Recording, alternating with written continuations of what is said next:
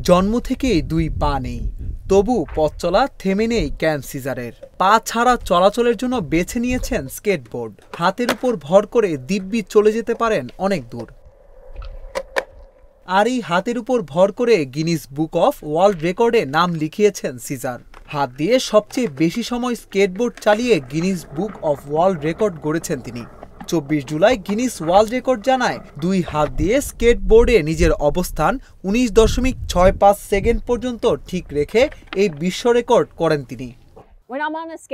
যখন আমি স্কেটবোর্ডের ওপর থাকি, নিজেকে বন্দি মনে হয় না, মুক্ত মনে হয়।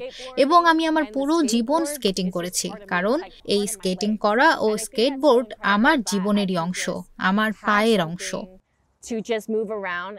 সিজারকে শিশু অবস্থায় থাইল্যান্ডের রাস্তায় ফেলে দেওয়া হয় এবং পরে একজন পথচারী তাকে উদ্ধার করে।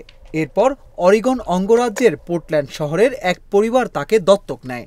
সিজার তাদের সঙ্গেই বড় হতে থাকে। ছোটবেলা থেকেই স্কেটিংয়ের ওপর নিজের ভালো লাগা বুঝতে পারেন তিনি। সিজার জানান, 9 বছর বয়স থেকে স্কেটিং করে আসছেন তিনি।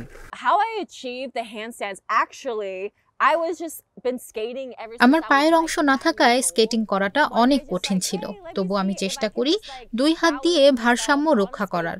আমি হাতের ওপর ভর দিয়ে আমার শরীরটাকে উপরে তুলে দেই।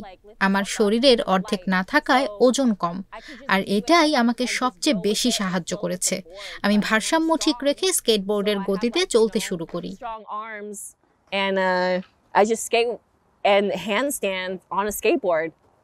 আগামী সেপ্টেম্বরে গিনিস ওয়ার্ল্ড রেকর্ডের 2025 বইয়ে সিজারের এই অর্জন বিশেষভাবে উল্লেখ করা হবে।